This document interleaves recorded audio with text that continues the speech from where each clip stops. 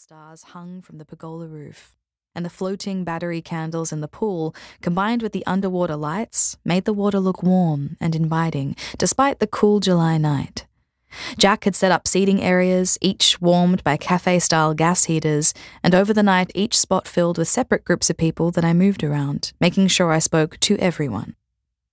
In the middle of everything was a long table covered in food, much of it homemade by Jack. Despite my misgivings, I had to admit it was a lovely night.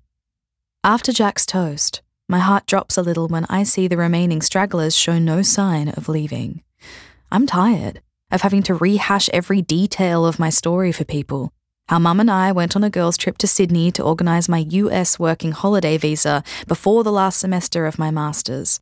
That she got sick and was taken to hospital while we were away and was transferred home with a diagnosis of pancreatic cancer that gave her 6 months to live. I'm tired of filling in bits and pieces, how I took time off uni to be with her, my stepdad and half-brother Maddie, that she fought and hung on for 8 months instead of 6, and that before she went to palliative care, she gave me a thick yellow envelope of travel documents and a list of tasks for me that she called Brynn's NYC missions. She'd done all the legwork, booked the flights, checked my visa was still valid after I'd missed my original departure date, and talked to my university about graduating mid-year. My first mission was to go back to uni in February, and the second was to get on a plane to New York in July. There were a few people who couldn't believe that I returned to uni just a few weeks after her funeral. But it's what she wanted for me, and that's why, just 6 months later, I'm a newly graduated Master of Writing, Editing and Publishing, with a thesis on the impact of literary journals on the publishing industry. Mum didn't want anything to stop me from heading off to try to secure the internship that I've dreamt about since I read the Paris Review's famous Art of Fiction interview with Toni Morrison in my first year of uni. As I read that piece all those years ago, I realised I could play a part in producing this sort of work. Work where a black woman's words made a difference to an Aboriginal girl who'd been feeling out of place in books for a long time. There are 2 intakes a year for my dream, fully paid internship at the Paris Review, and in addition to getting ready to move, I've spent the last month perfecting my application for the first intake. All night, I've been fielding questions about what I'll do if I don't get the internship in the first round. I've choked back my nerves and explained that there are other literary journals, like N+1 and 100 publishing companies in New York, and if worst comes to worst, I'll just find a job to pay the bills until the second intake at the Paris Review opens. But it's not these big things I'm worried about right now as the party continues. The later it gets, the more I think about how much packing I have left, and if I've printed all my travel documents.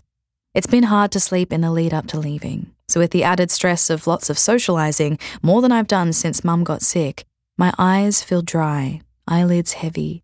My whole body aches from standing up in the high shoes I've worn, thinking I was going to be sitting on a cosy cardigan bar couch all night.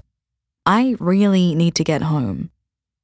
On the other side of the deck, Jack is boxing up a cupcake from the dwindling tower and handing it to one of my uni tutors. I head towards them, with the hopes that my saying goodbye will start a line of departures.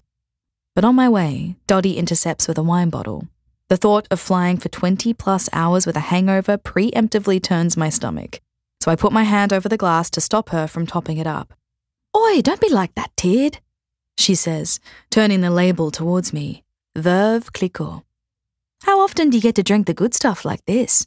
she says, wrestling my hand away to fill the glass.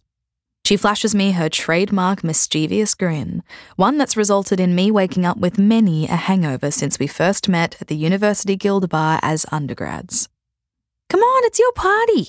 We're not going to see you for a whole year." Dottie and I are so different. She's tall and skinny with short cropped hair.